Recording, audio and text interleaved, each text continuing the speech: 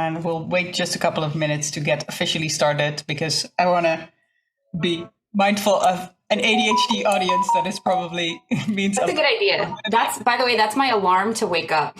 All right, so I'll do this.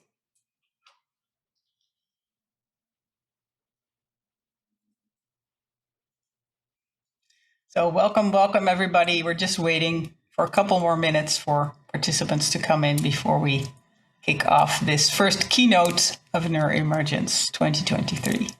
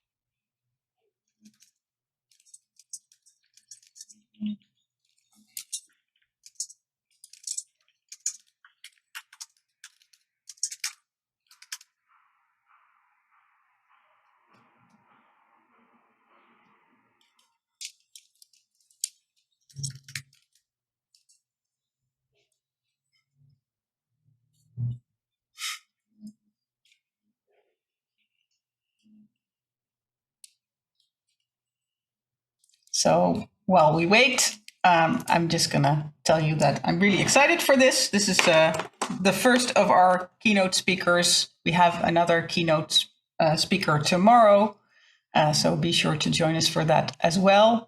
If you have to leave in the middle of the session for whatever reason, this session will be recorded, and anybody that is signed up to the Neuroemergence event within 7 to 10 days after the event will get an email sharing where the replay is available for this session and all of the other recorded sessions.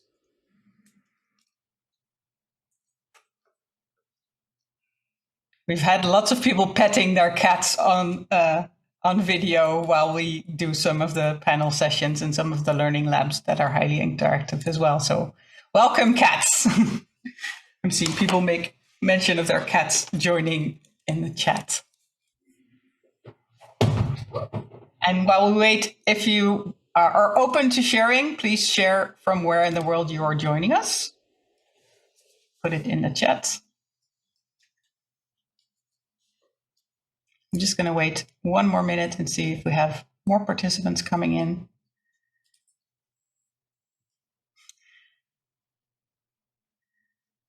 Jessica's showing off her Dutch.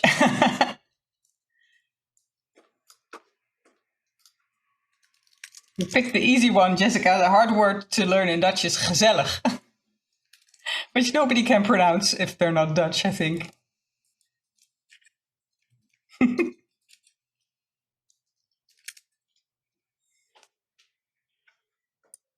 I can say gezellig. Oh, very good. That's quite It took me a while. That G is a challenge. Yeah, it's like really on your throat, like gezellig.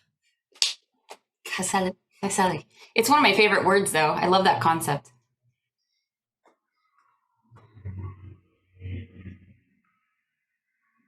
So, yeah, we have a couple more people joining us, but since it's 3 minutes past the hour, I propose we kick this off, and I'll make sure to keep an eye on the waiting room and let late comers in as soon as possible.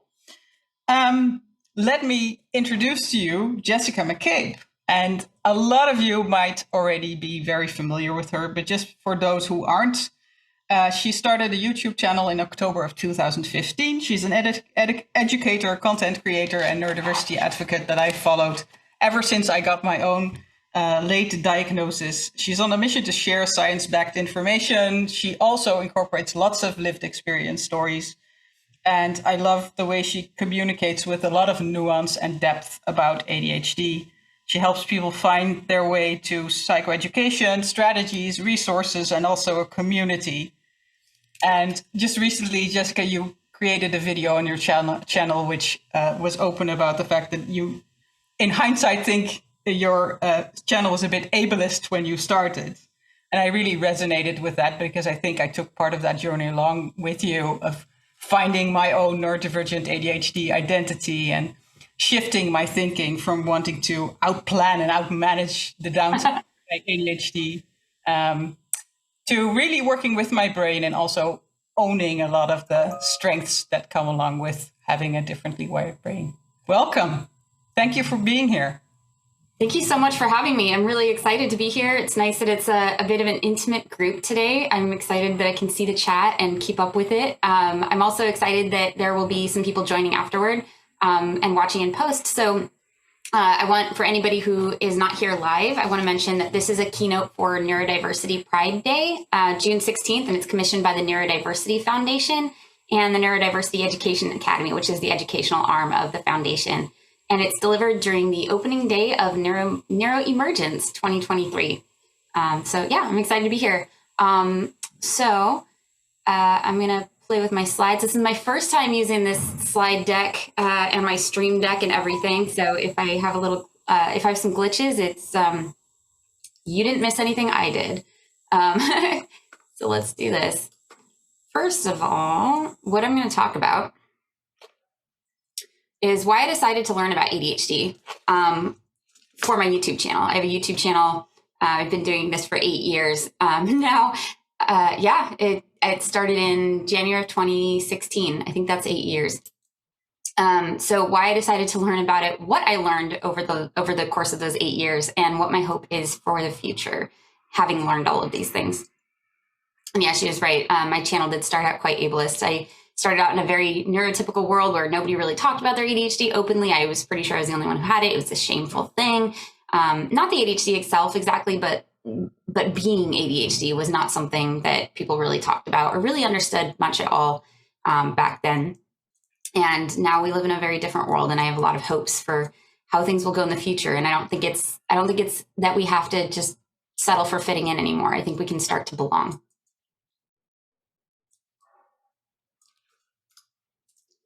So this is my story. My story begins with my brain. If anybody see my TED Talk, I talk about in that talk how I was a gifted student who was always told that she had so much potential. By 18 months, I was speaking in full sentences. By third grade, I was scoring post high school on some subjects on standardized tests. I was also struggling. I didn't have many friends outside of books. I was easily overwhelmed. I spaced out in class. I lost things constantly. There were times that I went to the lost and found box to look for a jacket, and I would find things that I hadn't even realized I'd lost. And trying to get my brain to focus on anything I wasn't interested in was like trying to nail Jell-O to the wall. Thankfully, I was really interested in learning.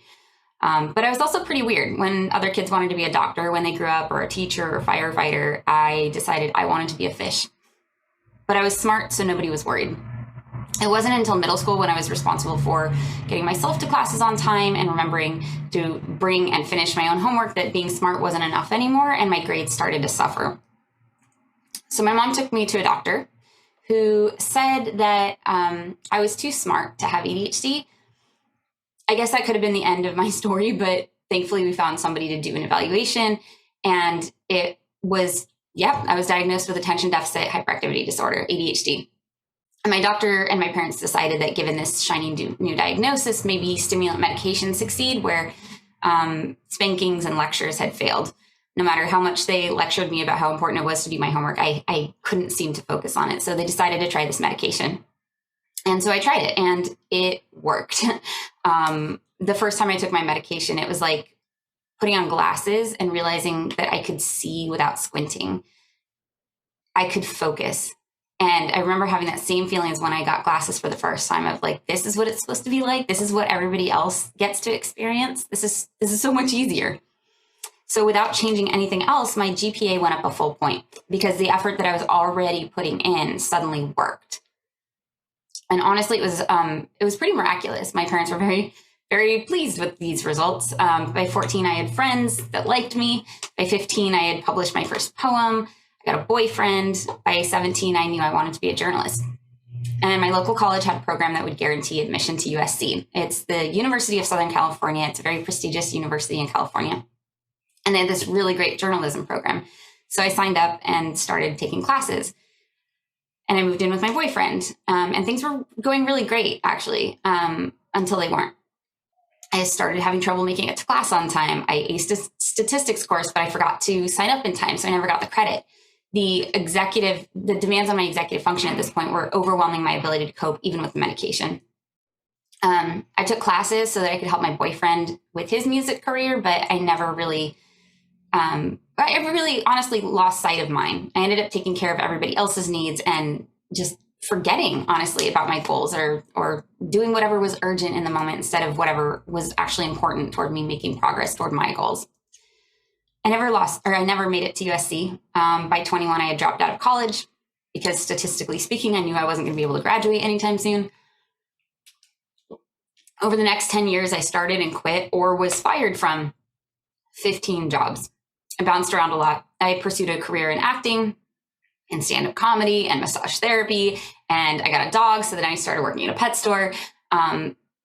With every job that I had, every career that I tried, I was told that I had so much potential. And with all of them, no matter how hard I tried, I failed to reach it. I was bad with money. I ruined my credit. I got married and was divorced within a year. At this point, I was 32, living with my mom, and I had no idea what I was doing with my life, besides reading self-help books that did not seem to be helping. I want to pause here for a second. In the TEDx talk, I talked about how I was failing to reach my potential. But since then, I've realized that it was more than that. I felt like I was failing at the person that I was supposed to be. Not reaching my potential academically, career-wise, that was just one of the many messages I got that I was doing it wrong.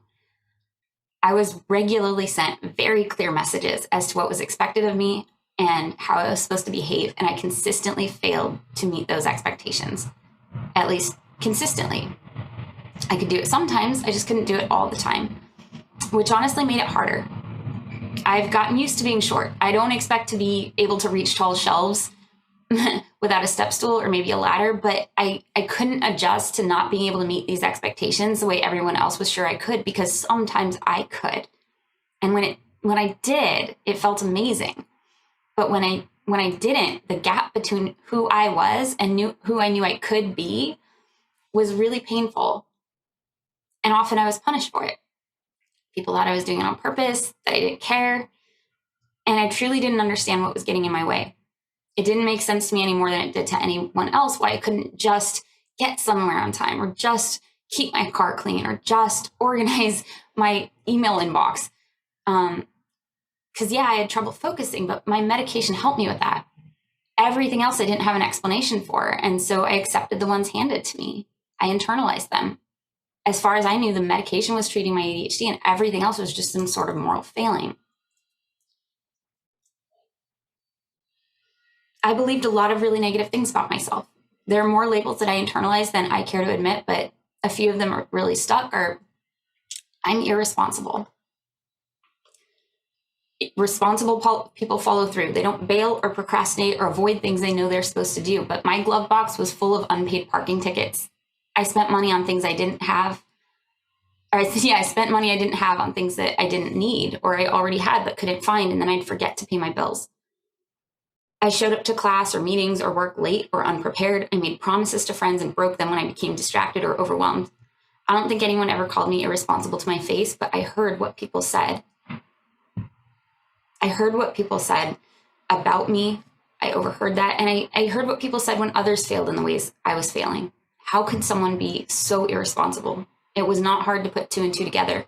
People who do these things are irresponsible. I do these things, therefore I'm irresponsible. I'm messy, is what I believed. Growing up, I had a nickname, Messy Jessie. There are adorable baby pictures of me with chocolate smeared all over my face, only I was like 5. My room generally looked like something exploded in it. My backpack and desk were constantly disorganized. I spilled things on myself regularly. My friends would call me by my nickname, Messy Jessie, and I'd laugh along with them. As an adult, I once told my mom how hurtful that name was, and I asked where it came from, and she said she gave it to me. If even my own mom thought I was messy, obviously I was. And even though I grew out of the nickname, I never grew out of the mess. I dreaded having company over because I didn't want people to see how I kept my apartment. When friends asked if they could have a ride, my decision was never based on how far they needed to go or what else I had planned that day or what kind of inconvenience it would be to me. It was based on how much stuff I had in the front seat and whether or not I could shove it into the back seat quickly enough for it to be socially acceptable. And it wasn't just my stuff that was messy. It was also my thoughts, my emotions, my speech. I'd get confused about where I was supposed to be meeting someone or what was happening, and I'd show up at the wrong time or the wrong place. I skipped steps in relationships, like making sure you like the person before you start dating them. I overshared with complete strangers, and I didn't think to share really important stuff with the people I cared about or my professors. I wanted to be the cool, fun friend and girlfriend who had her shit together, but I consistently wasn't. I wanted to be chill and say things that were witty and succinct, but I had big emotions and too many thoughts. And when I tried to express them, the words would tumble out together, always ending in a slew of apologies. I'm sorry I'm such a mess. I'm careless. My teachers were the first to point out how careless I was. I'd neglect to turn in my homework, miss deadlines, forget my lunch in the morning, my jacket in the afternoon. I get my tests back marked up in red, scribbled in the margin, careless mistakes. I was a kid who always got second place in the spelling bee, but quote unquote could have done better if I'd quote actually studied, who would have been able to answer the teacher's question if I'd bothered to pay attention. As an adult, these small oversights and careless mistakes have more significant consequences. I already shared how I missed out on a college education after I failed to sign up for a required class twice. I really regretted that. And I'd often be reminded of that mistake while waiting tables, serving steaks and wine to people who had finished college, who had nice clothes and office jobs and company cars. Once I impressed a group of these people, and they were willing to overlook the lack of a college degree. So I went in for an interview for a corporate job, and it went well. It went really well. They offered me a salary that was more than I'd ever made in my life, which I quickly accepted, and they started clearing out a desk for me. I was even going to have a company car. I felt like I was going to be a real adult. And so I was so excited until I got this call. The background check they'd run showed that I had a suspended license, and they couldn't hire me anymore. They couldn't let me drive a company car. I'd fixed the taillight of the fix-it ticket that I had gotten when I had had a broken taillight, but I'd forgotten to follow up on resolving the ticket and showing them that I had fixed it. Careless mistakes. The echoes of these beliefs linger. I still say these things to myself sometimes, even though I know better now. These judgments, even once I learned how inaccurate they are, even now that I understand the biology behind the invisible obstacles I kept tripping over and blaming myself for, they're internalized, solidified by decades of neural pathways wiring together and firing together, and they're hard to shake, especially in a society that doesn't understand ADHD and still believes these things are true. But I really do care, and I desperately wanted to be this person I was supposed to be. This is what I tried. I'm just going to interrupt you for 1 second. We don't actually see your video anymore. We just see your slides. So I want to make sure that that is intentional. Yeah, I got a little emotional, but I can come back now. So yeah. So that's my I'm getting emotional, and I would like to stay present. But thank you for letting me know. So these are some of the things I tried. This was my basically first toolbox. I don't recommend it. I have a much better toolbox now, but this is what I started with. I tried to deny. Very few people ever knew how much I was struggling because I became this master of pretending everything was fine. Anxiety helped mask my forgetfulness. Did I do the thing? Better check again. Then I tried to cover my anxiety with a mask of cheerfulness. Like, I'm fine. This is fine. I pretended I remembered people's names while racking my brain for clues. I pretended I'd absolutely started on a project that was due next week. I pretended I'd budgeted fine and could totally afford to go out to dinner with everyone that night, and then I just put it on a credit card. I pretended I didn't have needs or that it was fine that they weren't getting met. I pretended there was nothing wrong with eating dollar store bananas and lemon cookies for lunch every day, as long as I was getting good grades, right? I pretended I hadn't forgotten my laptop for class. I just preferred to take notes by hand. I pretended I didn't need help. I wasn't supposed to be struggling with these things that I was struggling with, certainly not at insert whatever age I was at the time. So whenever possible, I pretended I wasn't. And I denied it so hard that I think I believed it. I convinced myself that I didn't need help, that I didn't need accommodations, no matter how hard I was struggling, because I thought I should do better. I thought it was just me. So I'd apologize if I couldn't be the person I was supposed to be, because I couldn't hide it, and it did spill over.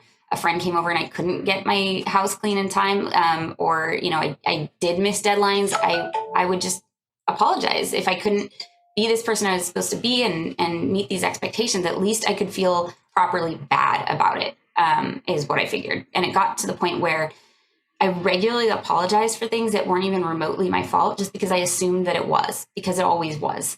I apologized for whatever somebody was upset with me about, and I accepted all of the moral judgments that came with it. I begged a lot, like for forgiveness, for a loan, for another chance, for an extension on a deadline, to be let out of a ticket, for my boss not to fire me, to be given a chance to, in relationships, to do better next time. And then I would try to do better.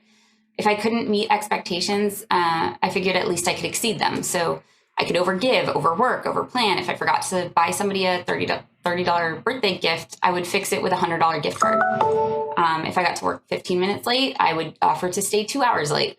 I would pull all-nighters getting projects done, so I didn't have to I would pull all-nighters done just so I didn't have to let somebody down again. I would make lists and lists to help me keep track of those lists.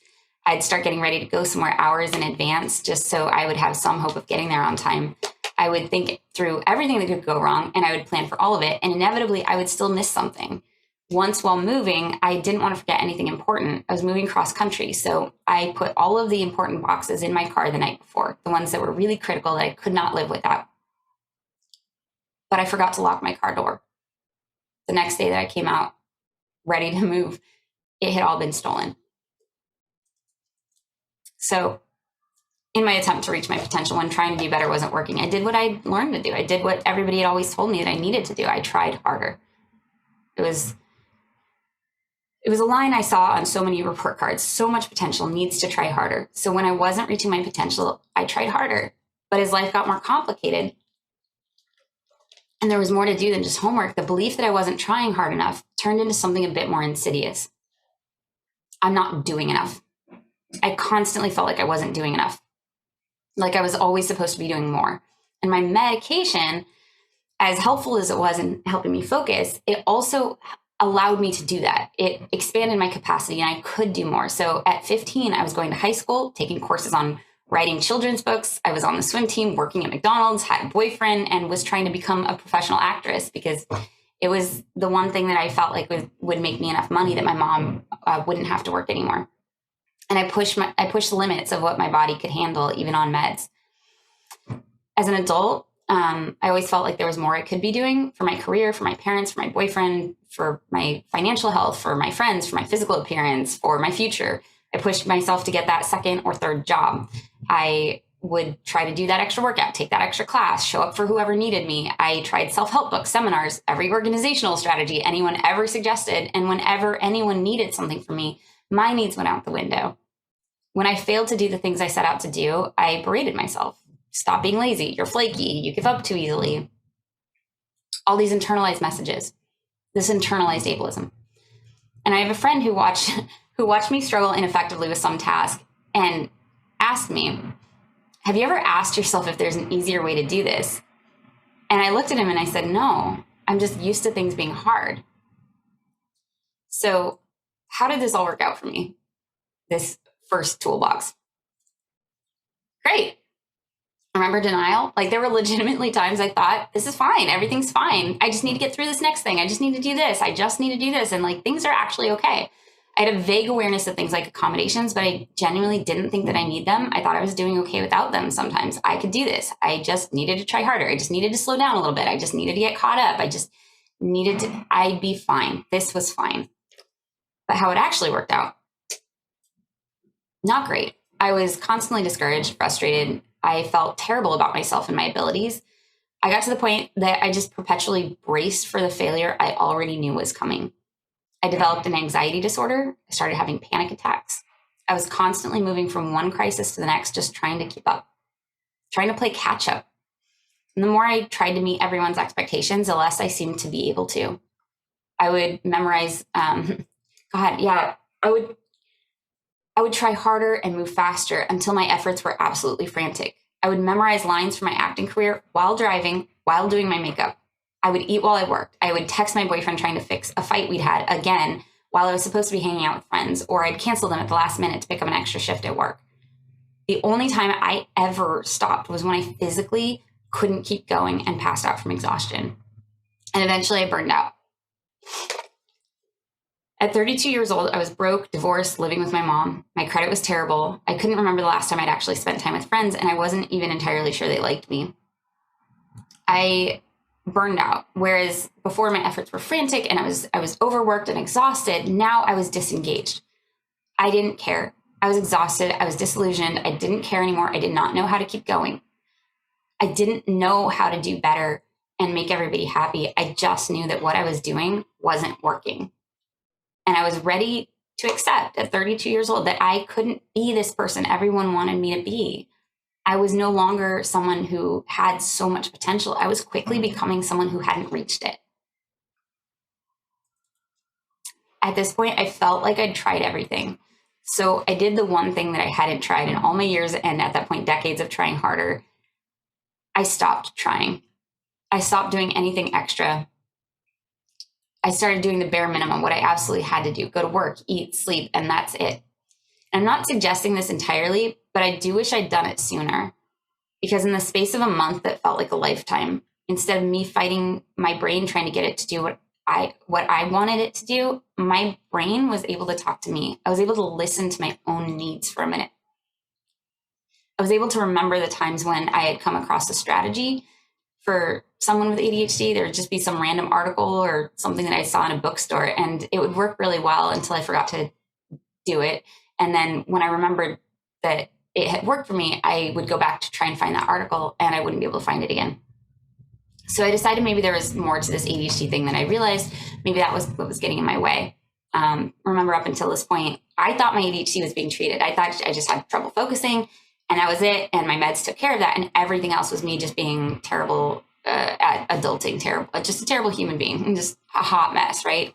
But I decided that maybe there was more to ADHD. I had been diagnosed with this thing as a kid. Like, let me look into it. I don't know what else to do. So I decided to learn about it. I decided to learn what may be getting in my way, what to do about it, so that I could get back to my life, only this time successful. And I decided to put everything that I learned where I could actually find it again. But I lost things. I lost everything. I lost notebooks. I lost YouTube. Like, I wouldn't lose YouTube. So I started a YouTube channel. I had no idea how to start a YouTube channel. This is nobody's idea of a great career path at the time, but I didn't expect it to be. This was for me.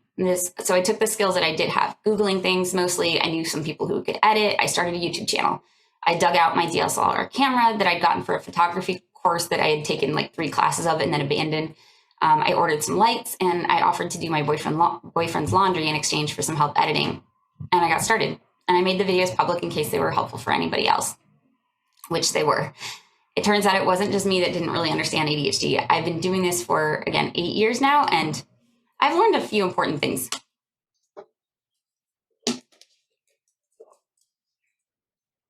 I learned ADHD is really misunderstood. Medication helps, but it's not enough. And there are a lot of us with ADHD. So first of all, let's talk about this. ADHD is really misunderstood. Some of this you probably already are aware of. You've been at this conference. You probably know a lot about ADHD at this point, but it is not an attention deficit.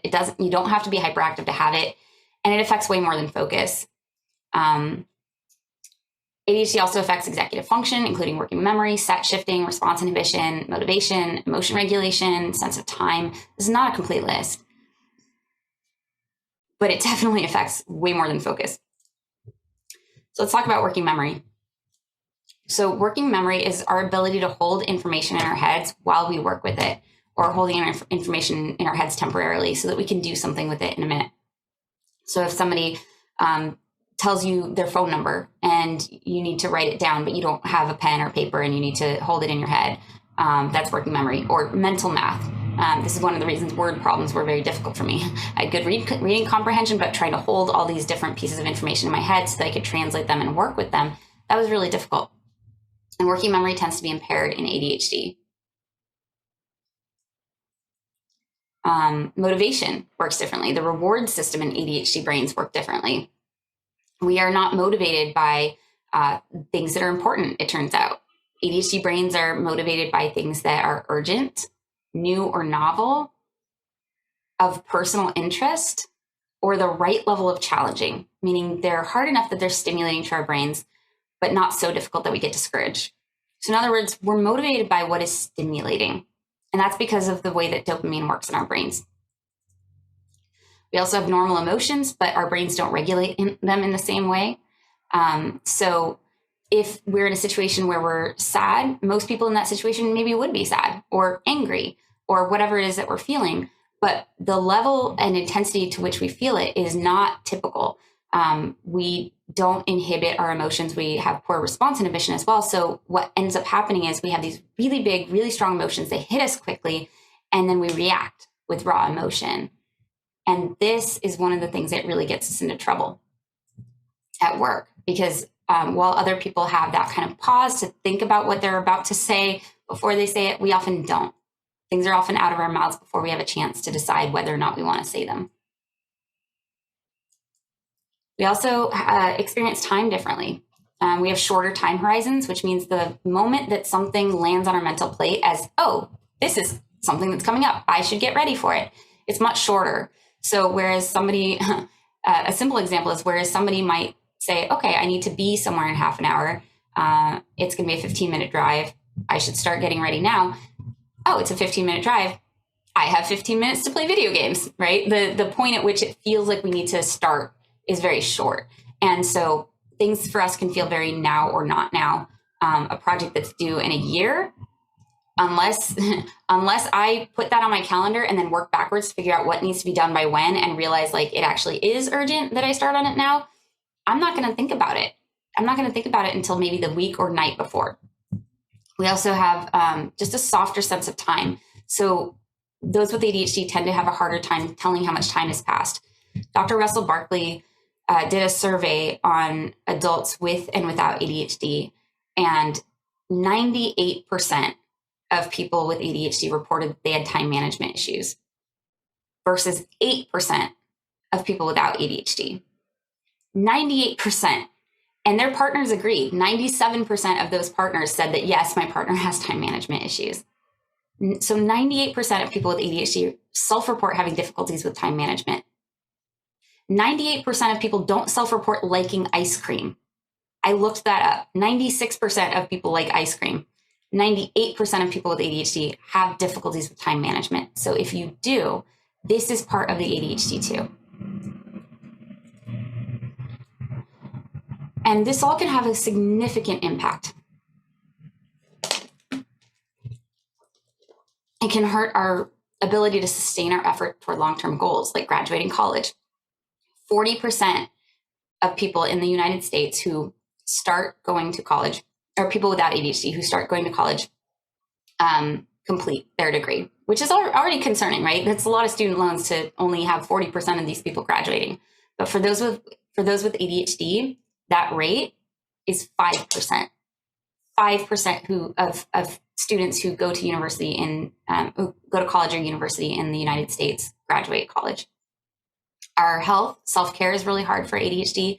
We're at a higher risk for a lot of negative life outcomes, developing other mental health conditions, job loss, car accidents, financial difficulties, divorce, substance use disorders. The ADHD tax is a thing. So money we end up spending essentially for having ADHD. We end up spending this extra money on late fees, parking tickets, expedited shipping, because again, shorter time horizons. So, it's sometimes 2 weeks or a week or a couple days before Christmas before we realize like, oh, we need to order presents. Literal penalties on our actual taxes for not filing them on time. These are not small things. These struggles add up. And medication helps, but it is not enough. I learned that stimulant medication is typically safe and effective for symptom management. It's also not as effective for executive function. One study I saw said that in terms of just focus, stimulant medication is pretty effective. In terms of the other things like planning, prioritizing, sustaining effort toward long-term goals, it's about 50% as effective as it is for symptom management. I also learned that pills don't teach skills. So there were a lot of things that I needed to learn in terms of how to organize things. I needed scaffolding. I needed to learn a lot of things that my medication couldn't teach me. And I learned that multimodal treatment is the most effective for ADHD. Pills are not enough. They don't work for everybody, but even for the people they do work for, they're more effective if we have strategies, if we have skills, if we're getting therapy in addition to the meds. And I wish that somebody had told me that, because I went 20 years of being diagnosed with ADHD thinking the medication was going to fix it, and it was not enough. I also learned that there are a lot of people with ADHD. Yeah, the medication. Yeah. So I have to go find that study. But it was one study, right? So the caveat there, one study. But what we do know, and the big study is the MTA study. So you can look that up. The MTA study was what demonstrated that they did medication alone, they did therapy alone. And what they found was that neither one was as effective as doing both together. And the optimal treatment for ADHD needed to be multimodal. But yeah, I learned that there are a lot of people with ADHD. Connecting with my community was really neat. At first, there were just occasionally people that I would talk to at the restaurant. I'd hand out little glitter bottles and try to get people to subscribe. But over time, more and more people found the channel. And it was incredible to me that I went from feeling so alone and like I was the only person with ADHD that I knew to people just came out of the woodwork. Online, but also in person, people started coming up to me and saying, oh, hey, I have ADHD too. I didn't realize like how much we'd all kind of been hiding it. There are a lot of people with ADHD, but I didn't know that because there are a lot of people with ADHD. Yeah, but there are a lot of people with ADHD who don't feel safe talking about their ADHD, or maybe who didn't even have ADHD. There were people who watched my YouTube channel and a lot of it sounded familiar. And then they went and saw a diagnosis and it turns out they have ADHD. There are also a lot of us like me who are trying really hard not to have ADHD, who are on this journey with me of trying to be this person they were supposed to be. I wasn't alone. And this amazing community not only normalized the struggles of what I was going through, because it was one thing to read it in the research and to talk about it on the channel, but it was another thing to hear that, oh my God, me too. Like this, yes, me, like, and hear these stories back from the community that they struggled with the same things that I struggled with. It was such an incredible experience, but they also taught me about a lot of the positives, because while the research focuses on the impairments and how to mitigate them, connecting with my community allowed me to see what's good about me, what's good about the way that our brains work, when before I'd only seen my flaws. So I got to see the flip side of these impairments that research was measuring. Here's some ways in which ADHD brains are pretty awesome. Curiosity and creativity, willingness to take risks, divergent thinking. We're motivated by things that are new and novel, so we're often early tech adopters or trailblazers. Hyperfocus can be great for meeting deadlines. I finished this talk in one day. I finished setting up the presentation, everything yesterday. We're great collaborators. We're motivated by urgency. We have this passion and energy. A lot of things are flipped. A lot of these things are just the flip side of our impairments. You know, poor response inhibition. We jump into things without thinking. That willingness to take risks, right? The divergent thinking. The same reason we get distracted also makes us creative and helps us come up with ideas that are outside of the box. So a lot of these, it's just two sides of the same coin. So as impaired as we are, we also have the equivalent strengths, essentially, because we're these outliers. My therapist said a really cool thing to me recently, which is that interesting things happen in the margins. If you're an outlier, your brain works differently, and there are going to be strengths to that too. So here's some things that we learned together, though. Because yeah, it's great to have a million ideas, but it's also nice to be able to make progress on some of them. So we learned about mindfulness and how that could help us slow down, build up our brakes, and be a little more present, improve our emotional regulation. We learned about medication. We learned about exercise and how that releases a lot of the same brain chemicals as medication does. while it's not realistic for me to work out 6 times a day, it can help me extend my medication if I am working out, and it can keep my brain smoothie, like my neurotransmitter levels in a good place and be preventative against anxiety and depression. We learned about behavioral therapy and how parents can learn to take care of their kids in a different way, because a lot of the parenting skills that are needed for neurotypical children aren't going to work for people with ADHD, for kids with ADHD. We learned about the Pomodoro technique. So sometimes if we have something that's important but not urgent, we're not going to really be motivated to get that done. Our brains are going to keep pulling us toward things that are urgent. And so a Pomodoro technique can really help with that, where you set a timer for 25 minutes or 10 minutes, whatever you're able to do. On a bad brain day, I might start with 5. And for that amount of time, whatever it is that you decided you're going to do during that time, that is what you do during that time. And I protect my Pomodoro so that it is a nuclear option that I can use when I need to. It is my, like, I really can't focus. This is my go-to. And if that Pomodoro timer is going, I don't do anything else. I stay on that one thing. And if I notice that I do drift, I write it down. If I have an idea where, like, oh, I really need to do this right now, I write it down in a parking lot so that I can go back to what I'm focusing on. And at the end of that time, I can go look at it and see if it really was that important. Because sometimes it wasn't. It was just my brain trying to avoid the task that I'm doing and convincing me that I need to go do this other thing. When it was fine. It could wait. We learned about the importance of sleep. If you don't get enough sleep, your ADHD symptoms are worse. Research, this was on kids, but research showed that a difference of even 30 minutes from your normal bedtime is enough to impact cognitive functioning the next day. That was in kids. In adults, it's probably a little bit different, but we do know that both as kids and as adults, those with ADHD have a really, really difficult time sleeping for a number of reasons. We've got some videos on the channel about that. But trying to prioritize sleep is actually really important to us, or for us, for our functionality.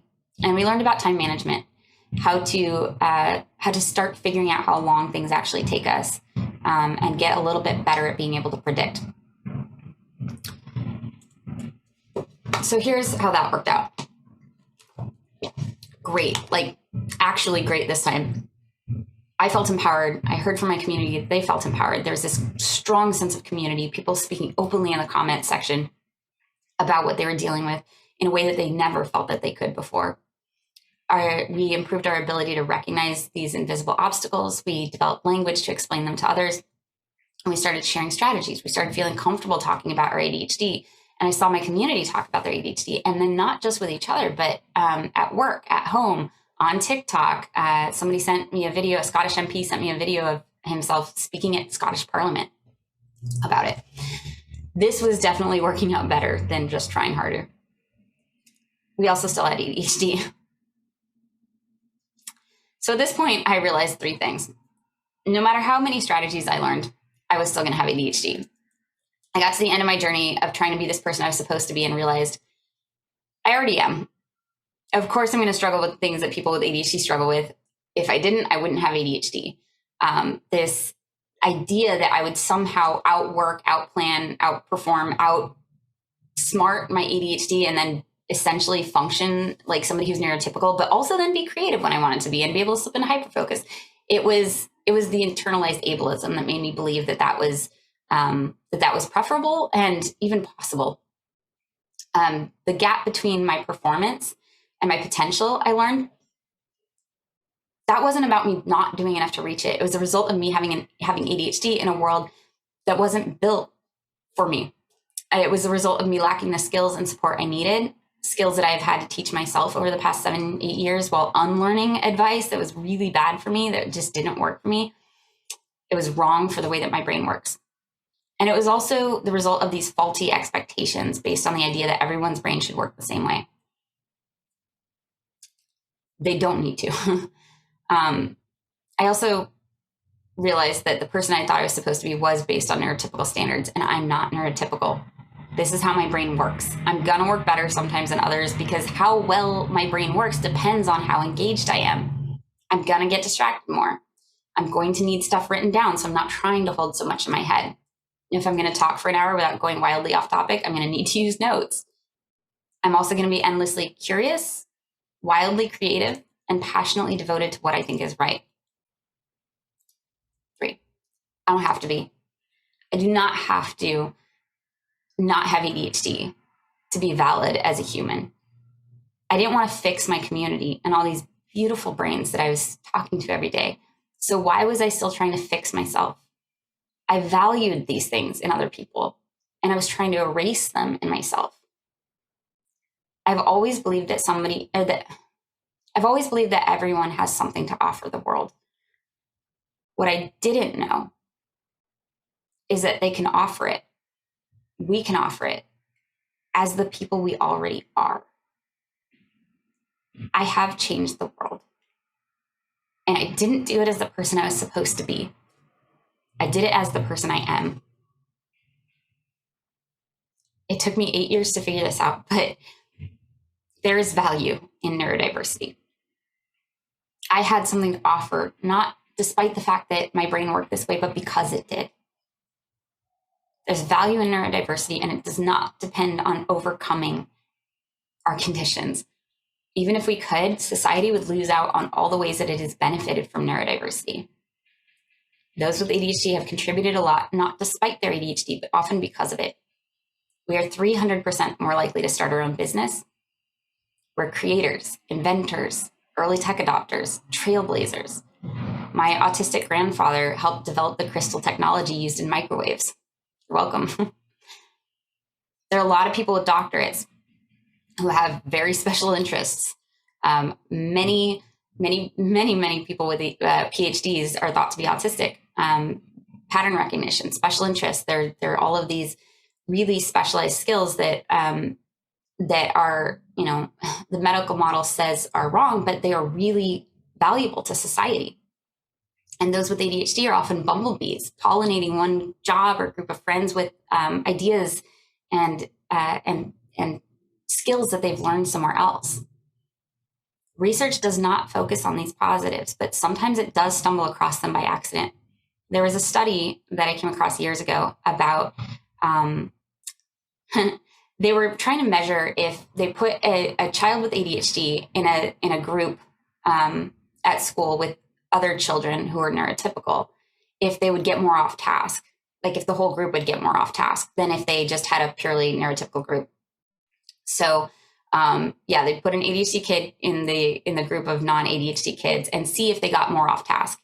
And in order to figure out if they got more off task, they needed to give them a task. So they gave them worksheets to do. They didn't care about the worksheets. They didn't care about them getting them right. What they cared about is, are they going to get off task? Well, predictably, they did. The group that was more off task, the group with the kid with ADHD did get off task more often. They also did better on that worksheet. They got more of the answers right. So there's value in that, right? There's value. We bring value to the table, even when we're distracting people, even when we're getting off topic. That's good. It's not always ideal. It's not always appropriate, but it's not inherently a bad thing. There's value there. Embracing differences can't stop at the ones we can see. Neurodiversity is diversity too, and our differences also deserve to be embraced, not tolerated, embraced. So this is my hope for the future. It's really simple. It's that we build a world that accounts for neurodiversity. Around the same time that I realized I couldn't change the fact that I had ADHD, and there were no amount of skills and strategies that were going to make it so I never struggled, I realized that the world could change, and the world could change fast. Systems are built for the people who are meant to use them. And when we realize that they're not working, we can change them. It is much easier to create an environment that accounts for neurodiversity than it is to ask people not to be neurodiverse. I'll say that again because I'm still trying to get it to sink in myself, because there is still internalized ableism. There is still stuff that I'm trying to let go of. And it's on me. I need to do better. I need to be better. But so many of my struggles are the result of me running up against systems and expectations that are based on neurotypical standards, and they don't need to be. It's much easier to create an environment that accounts for neurodiversity than it is to ask people not to be neurodiverse. A simple example of this is universal design. If you design a system in a way that it works for people with ADHD, often it benefits those without as well.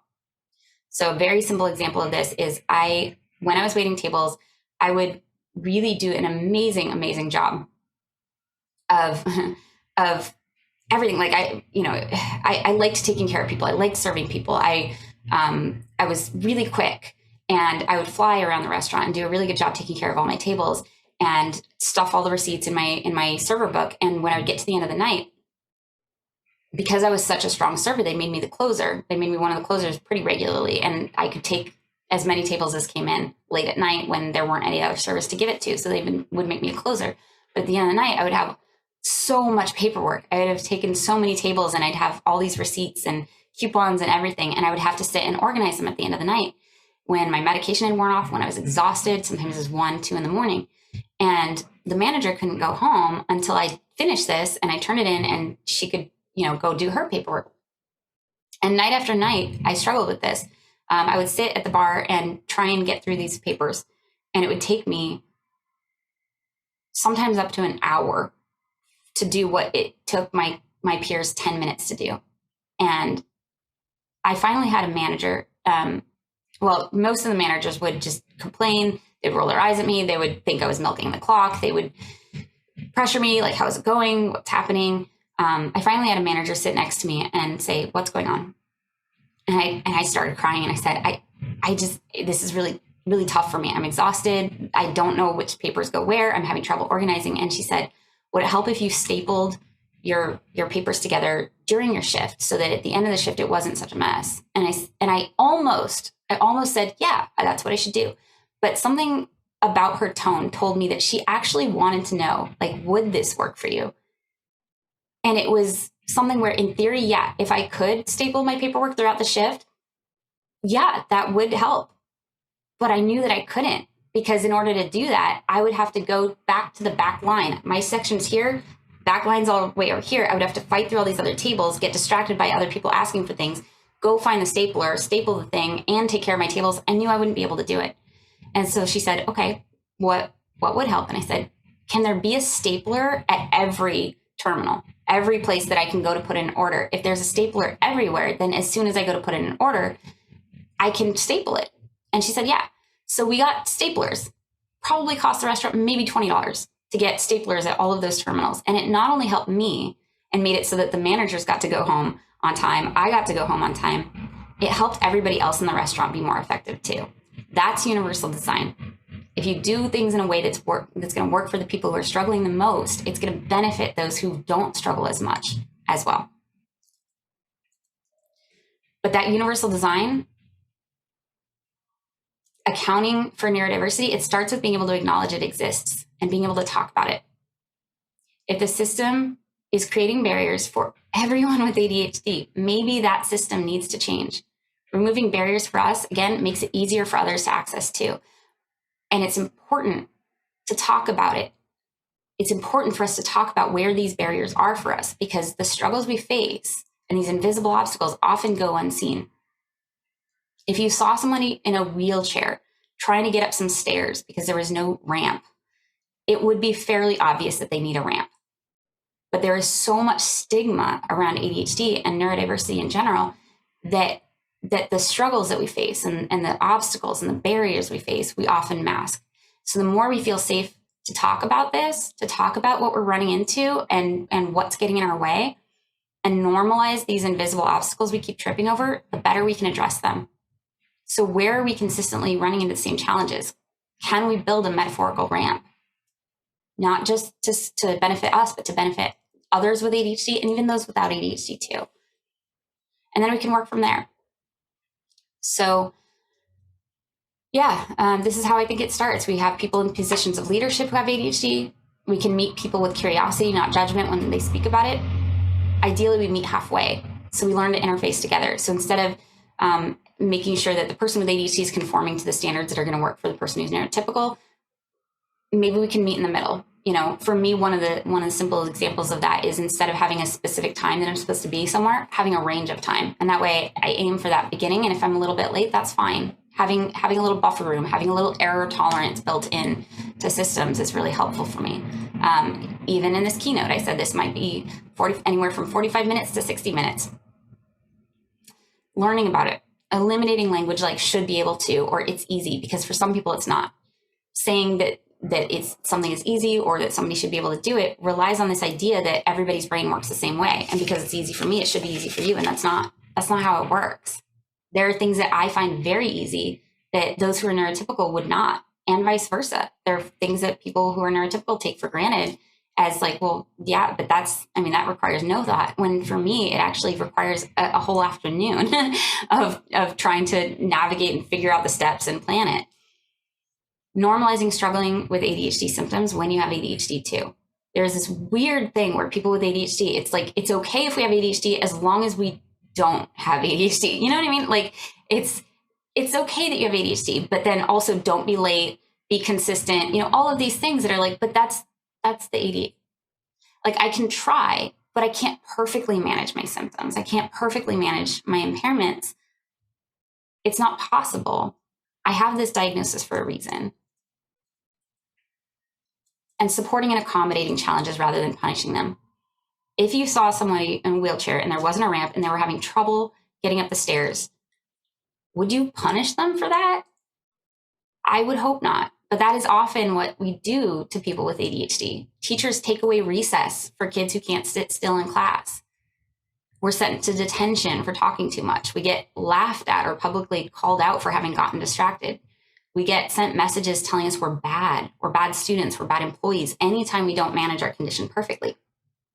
So my hope is that we do a better job of supporting and accommodating cognitive challenges rather than punishing people for having them, because you cannot punish away a disability. And it's not enough for these accommodations to be available. We need to know it's okay to ask for them. I talked to a student at the college that I gave this presentation to last, and she had dyslexia. And I found out she had never even tried to get the accommodations she needed because she's scared. She's scared of retaliation. She's scared of it being weaponized against her, of being a burden to her professor. Meanwhile, it takes her an hour and a half to do the same homework it takes her peers half an hour to do. And people she knows are trying to get through the semester, even when they're really not okay, because if they take a mental health break that they need, they'll get a W on their transcript and that will hurt their chances at grad school. So to recap, it doesn't feel safe to get accommodations. It also doesn't feel safe to take the mental break that they need when they inevitably hit a wall trying to do without them.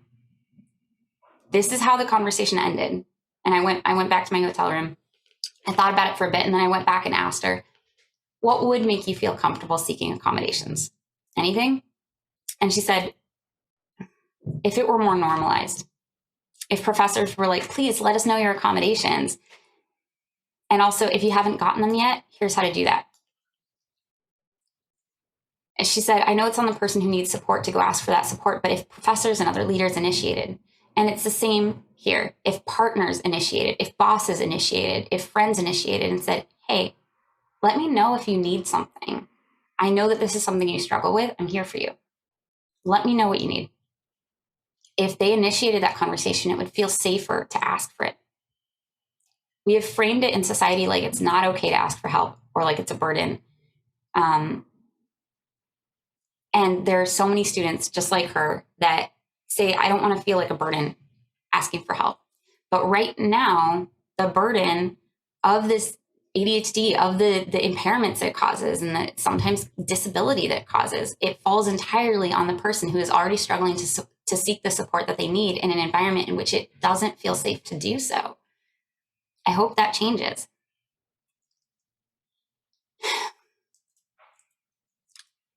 But most importantly, I think the biggest thing that we can do for ourselves and those we love, for those of us who still feel some days like we're not the person we're supposed to be, to begin to work to send a different message. One that appreciates us for who we already are. Because it turns out the most successful people aren't those who get good at what they're bad at. They're the ones that lean into their strengths. The times that I have been able to do that have been when I felt valued for not who I could be, but for who I already am, for what I already can do. More important than any accommodation, I think, is that people see us in our entirety, and that we see us in our entirety, our challenges and our strengths, and that we know that we and others have our back, that they're going to look out for us, that we're going to look out for us, that we can set boundaries and say, no, this is unreasonable. Like the way that my brain works, that's too much to ask. I think we need to feel safe enough to talk about this stuff, and that it won't convince anybody, including ourselves, that we won't be able to succeed or have worth unless we meet these standards that are based on neurotypical norms that many of us will never be able to meet. This can be really hard to do because internalized ableism is a thing. This idea that we're somehow less deserving, less worthy of respect because of our disability, or that we're only valuable if we overcome it. But again, this is who we are supposed to be. If you measure a person against a stencil of who you expect them to be, it is really easy to see the places where they are too much or not enough. But if you take that stencil away, it is much easier to accept and appreciate the shape that they are. And that's where I'm at in my journey. That's what I'm trying to do now. Thank you for coming.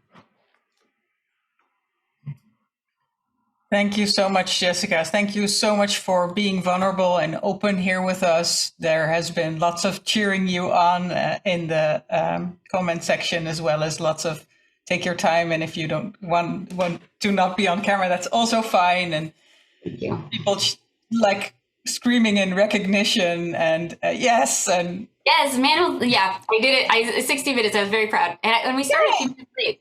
Yeah, thank you for acknowledging that. That was a big deal for me to be able to do that in time. No, you did it perfectly. You hit 60 minutes precisely. I think you even have a couple of minutes left to spare, and now we have 30 minutes left for the Q&A section. And I've been keeping an eye on that and surfacing some questions and sort of trying to combine the questions that seem to belong together slightly. This is amazing, and I'm quite sure that you have no idea of how many people you've impacted. You have 1.5 million subscribers on YouTube right now, and that's something you can measure, but I don't know if you have an inkling of how much of a ripple effect that has had throughout families, schools, workplaces. Even all the people that never watch your channel are touched by the work that you do, and it's really, really amazing. And I'm very proud to have you here today, and I will take just 2 minutes, and then we'll surface some questions from the chat and have you answer them. My husband, who is an editor who has been supporting me in this, needs to walk behind me right now. Hammer! So just see, you'll see him passing in the background. He needs to go home and take care of our kids while we continue this. I think I will want to start with a question that the director of the Neurodiversity Foundation also in the chat posed, and that very much connects to some of the other questions in the chat, sort of combines them into, like, what would you say to a young neurodivergent now, wanting to be proud of their neurodivergent selves, but also struggling with a lot of that self-doubt and internalized ableism? Yeah, I mean, one of the things that I try to remind myself and that I tell others as well is most of the time people don't understand. Most of these judgments come from a place of ignorance. And so at some point you just kind of roll your eyes and go, yeah, okay, like they can think that, that's fine. But I know, right? Like I know how my brain works. I know where my strengths lie. I know where my challenges lie. And I was talking to a neuroscientist yesterday named Deirdre Kelly, who were working on an ADHD friendly rubric where you can evaluate something to see if it's ADHD friendly. And I love what she said. She's like, it's good that we aren't perfect. If we were, we wouldn't need each other. And there's so much research coming out now that talks about how happiness comes from having strong social ties, having social connection, having friends. And while ADHD can make that difficult as well, the fact that we do struggle with things is what makes us need to lean on each other and to reach out to each other. And that is protective. That's actually a really good thing. I like the Dungeons and Dragons metaphor of we all have different stats, right? And if anybody plays Dungeons and Dragons, you don't send a mage in on the front lines alone because they'll die. But like they do have skills, right? They do have skills, and if you bring them in with a party, then somebody can be a fighter and somebody can be a cleric and healer, and that mage can be in the back casting spells, and everybody can have different strengths, and that's okay. When you're in school, there's a lot of pressure for everybody to excel at things that maybe aren't going to be what they use in their career later on, just to give them the opportunity to learn all of these things and everything. But once people are out of school, they end up doing really well a lot of the time. So our animator got a D in art class, the animator for our channel. And he's so talented, but he just didn't quite fit that box. And so a lot of us don't fit that box. We don't fit what other people expect us to be. But there is value to who we are and how we are in the world. Yeah. And I think you also identified the being able to sort of listen to your own needs and communicate and meet them as part of what's needed for somebody who's finding their way in this. How did you learn to check in with your own needs? It was really tough. It was a process over years, and I still sometimes will abandon myself and my needs. Sometimes mindfulness helped. First of all, recognizing like what my needs even were, because I think I was so used to ignoring and overriding and neglecting them that I just really wasn't in touch with them, to the point where I thought that I never got angry when I started going to therapy a few years ago. I did. I just didn't feel like I was allowed to, and I wasn't really in touch with it. And being able to slowly learn to feel your emotions, like through mindfulness, through journaling, a one-word journal was something that a therapist recommended to me that I really love, where just every morning, just write down what you're feeling in one word. And that's a really good way to start to get in touch with your feelings. And if you need help with that, there's, you guys have a fantastic resource on it. Lana and I love nonviolent communication, even though it has a weird name. Like we are all sharing the feeling and needs lists for that. And I think becoming more granular in expressing your emotions, but also being able to connect them to needs is really important. Yeah, if I had that tool sooner, it would have helped a lot. So yeah, if anybody's watching, I really encourage you to check out the tool. I'm slightly obsessed with it, just because you can see, it's based on nonviolent communication, but the one that you guys put together is really, really good, where you see emotions associated with your needs being met and associated with your needs not being met, and you can kind of see like what needs maybe are being neglected. I think it really does take time, because so many of us have been told that we're wrong about what we're feeling, or that it's not what we're supposed to be feeling, or that we're wrong about what we need. That I think it can really take time to start to get in touch with that. But I, at this point, have connected with so many different brains and so many different people that it's really miraculous to me. Like watching just how differently brains work and how different needs are from person to person. So at this point, I don't assume anything, and I don't assume that anybody else is going to get me either. I'm like, we're different, even within neurodiversity, there's diversity. And so I cannot know what somebody else's needs are. I need to trust them to tell me. And likewise, I've realized nobody can tell me what I need. They can't. They just can't. Like, they don't have my brain. They don't know my past. They don't know where I'm at in therapy. That, like, they don't know where I'm at emotionally that day. Nobody else can tell you what your needs are. Only you can. So the best thing I think we can do is start to get in touch with and listen to just that. At first it might be this like screaming, and that's like how loud it has to be for us to hear it. But over time, you start to hear the quieter version. You start to like be able to tell the warning signs, like, okay, like you're pushing it. This is starting to become a problem, right? Like you start to be able to notice it a little bit more soft over time, because if we don't start to do that, then what happens is we only hear it when our bodies or brains are screaming at us. And by that time, it's sometimes too late and the damage is done. Yeah. I found coaching to be so helpful with that. And I often, now that I coach people myself, have them put the feelings and needs list either in their bathroom. So they check it every day while they're in the bathroom, they take a break, they sort of check in with themselves, or they add it to their journal so that it's in their journal pages, and they can use it to also tap into what's going on with me. And Lana really taught me by example, when we started working together, when I would ask her a question or if she could support me with something, she would first of all say, let me check in with myself. And then she would take a minute. Oh, I love that. Yeah, I've also learned to ask what will it entail? Because sometimes I make decisions not based on how much work it'll be, but like how excited I am about it. So I've learned to say, all the time. what will this entail? And then like, yeah, check in with myself. How am I feeling about this? And sometimes it's just a bit of a gut thing and I can't even put it into words yet. And it's just like, there's something telling me that there's something wrong with this and I can't tell. But like, even noticing that, like, do you have a generally positive feeling about this or do you have a generally negative or both? Sometimes I'm really excited about something and there's something going, this is wrong. Usually when I'm about to spend money on something I can't afford, like, oh, I really want this thing. And there's something in the back of my head going, or like really in my stomach. I think we feel different emotions, different places and based on our past history and stuff like that. But getting to know your body's tells of like, I need to think about this. Yeah. So there are a couple of questions also about stigma in the workplace and coming out. Somebody asking like, I would love to be an advocate. I'm a teacher and I know speaking up about my ADHD can help, but I'm also sort of afraid and have been warned of the stigma and how I might be fired or discriminated against, or people would treat me differently. There's also from the other end as an HR consultant wondering like, how can I help people without asking for explicit disclosure?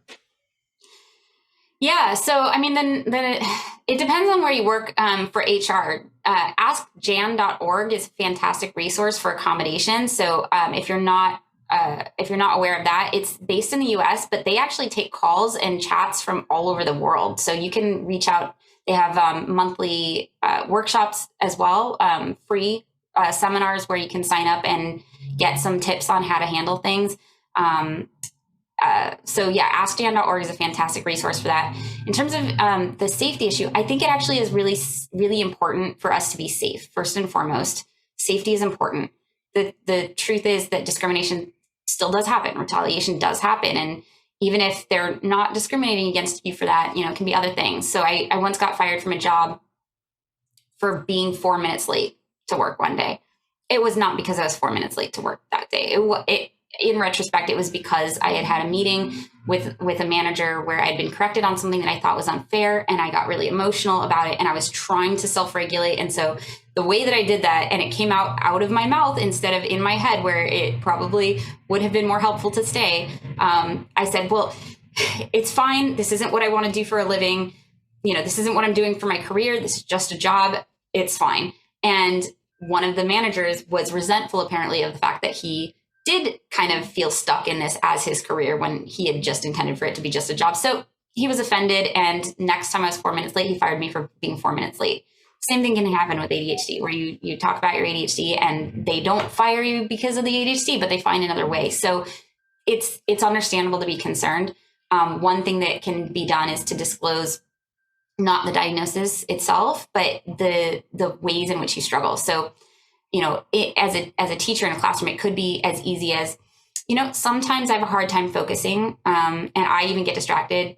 Teaching, does anybody need a fidget? Like, I find it's helpful to hold something in my hand, just starting to do like little things like that, where you're not disclosing, but you're talking about certain struggles. And with HR, it can be the same thing, where you don't need somebody to disclose a whole diagnosis. You can just say, hey, I noticed that you've been, or your manager, I don't know how it works exactly, but like I've noticed you've been struggling with this. A lot of people at the company do struggle with that, and we found that this is helpful. Is that something you'd like to try?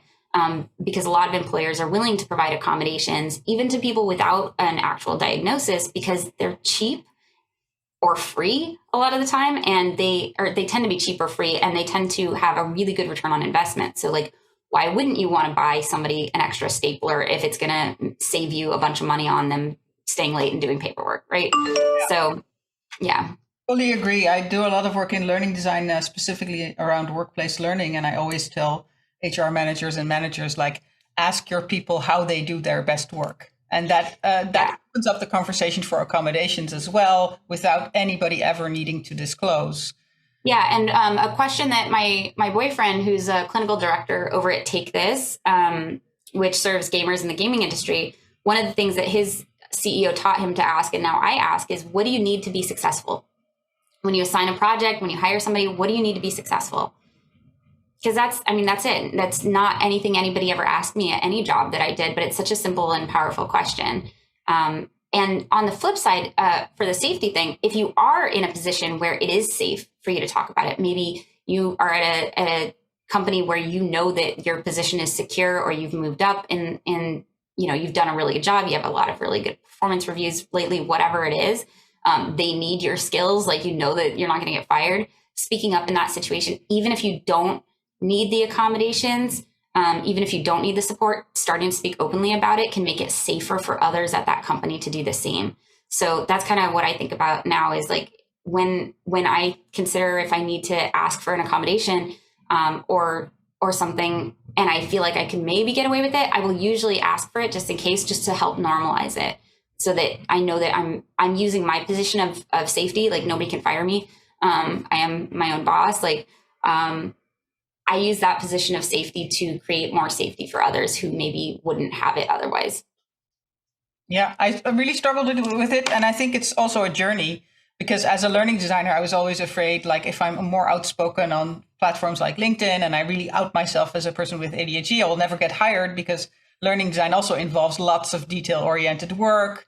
There's lots of project management involved, and people will not believe that I'm capable of doing that if I out myself as having ADHD. So I went really slow. Over the course of a couple of years, I started slowly sharing more broadly about workplaces needing to be friendly without necessarily talking about my own diagnosis and so on.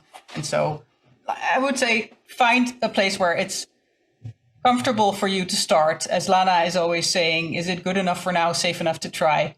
And then from there. And as Manuel puts it there, like, the people at the studio I work at respect me after a few years. So I wonder if disclosing my diagnosis could help others. Absolutely. Because whether or not it encourages them to disclose their diagnosis, one of the things that it does is, if you are performing well at work and you disclose your diagnosis, that helps combat the stigma. Because if we're only speaking up when we're drowning, then it kind of perpetuates this idea that, oh, people with ADHD are lazy, or we shouldn't hire them, or whatever. And that discrimination.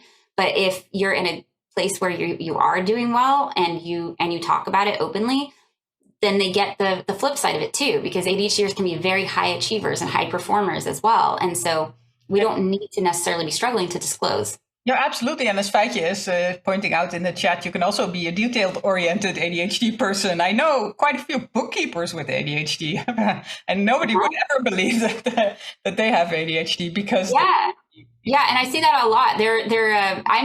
I'm almost late to everything type of ADHD, but then there are people who are always early, because that's, they've developed that as a coping strategy, or they're always very organized. Our operations director has like magical spreadsheets and project management. Like, there's just so much going on, and she's gotten so good at it.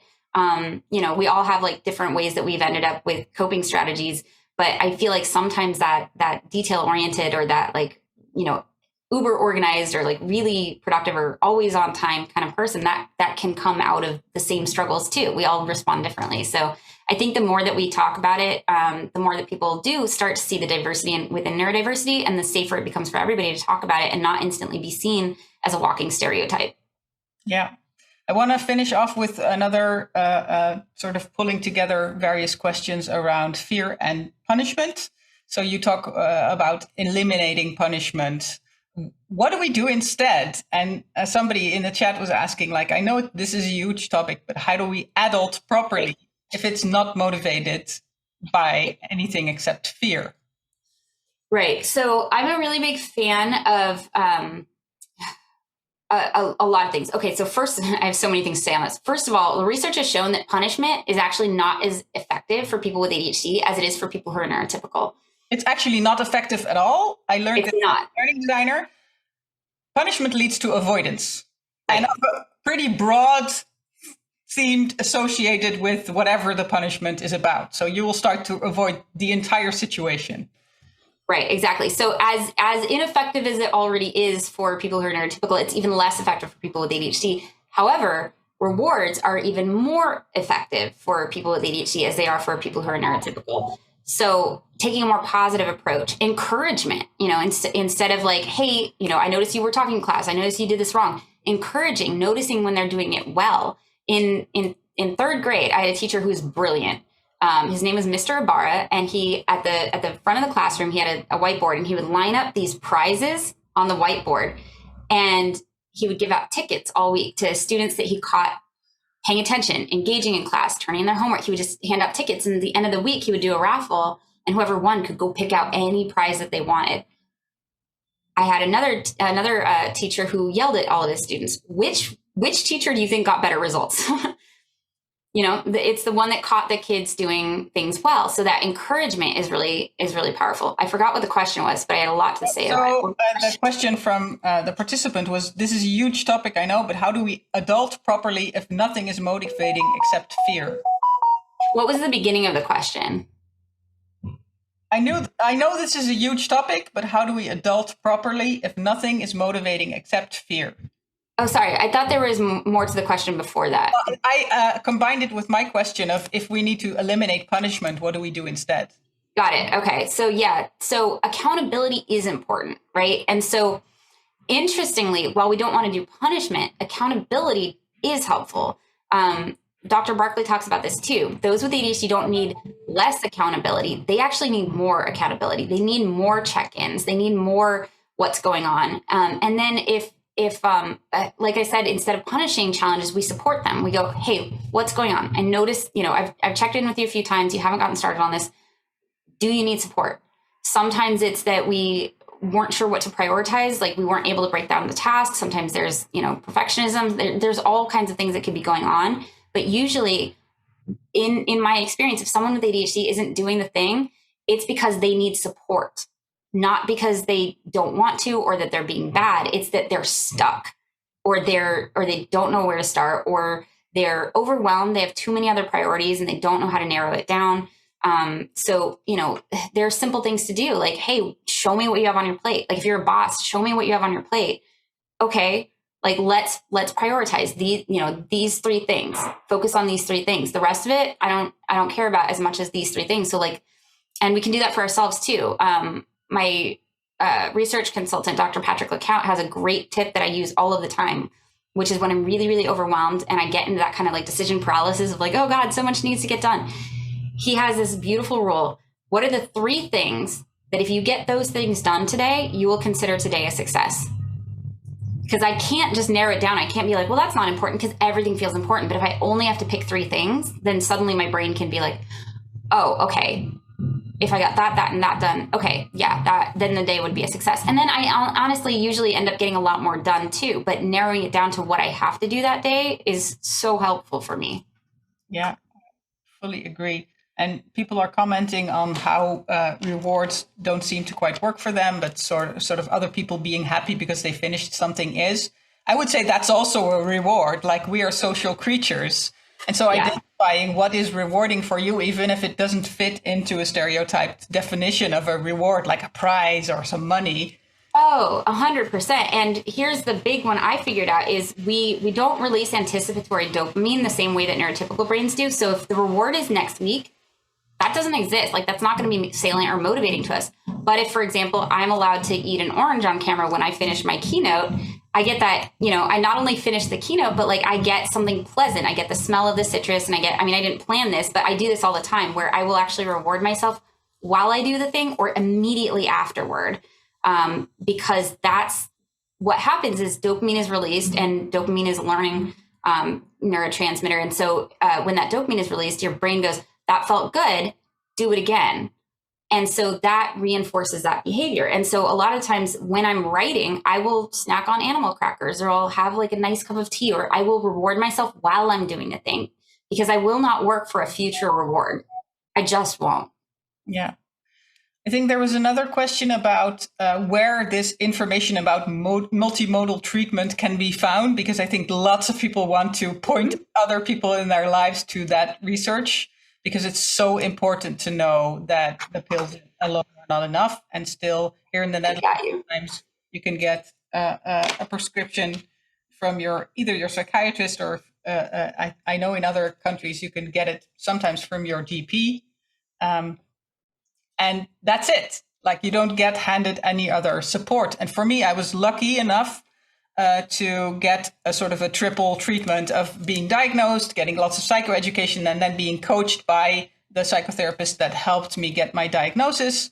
And it was amazing. Like, it was like somebody was giving me a lot of rocket fuel all at once. Yeah, no, that's great. And I just dropped it in the MTA study. So the MTA study was a groundbreaking study for its time, but since then we've realized, like, because the MTA study studied medication and their behavioral treatment therapy, behavioral therapy. Yeah. So, but since then we know that ADHD coaches can be really helpful. We know that psychoeducation is really powerful. There's not enough research yet on specific to ADHD, but for other conditions like schizophrenia, we know that psychoeducation can be really powerful. And just read the comments on my YouTube channel and like see, what you guys are doing and talking about here to know how important it is to understand how your brain works and how it works differently and how empowering that is, right? Like all of this matters. But I had a doctor come on named Dr. Carolyn Lynch Parcells. We did an episode on medication on the channel, and she talked about it. And she's like, look, what other condition do we treat it like, the treatment that we know works, we're going to try that last, like as a last result. Let's try everything else first and then try that last. No, like you aim for optimal treatment. That's what you're supposed to do for any condition. And so for us, what optimal treatment looks like might involve medication.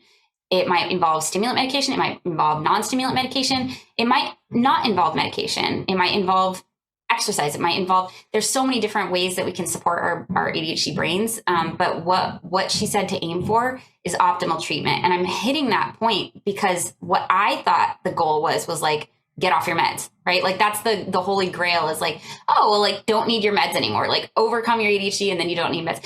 That's not, no, like optimal treatment is the goal. If you find something that works for you, use it. And so in all the treatment guidelines that have been published so far in Europe, in the US, in Canada. So if people need help, need to be pointed towards those treatment guidelines, you can also just Google ADHD treatment guidelines Europe, and that the triple or quadruple hit of meds and psychoeducation and treatment and coaching will be there. Mm-hmm. So I want to thank you very, very much, Jessica. I want to be very respectful and mindful of your time because we have 4 minutes till this session is officially supposed to end. Before I hand off to Tjerk to say a thank you as the director of the Neurodiversity Foundation, I want to also rally the troops and share that you not only regularly make YouTube content, but you've actually written a book. And that's coming out January of next year.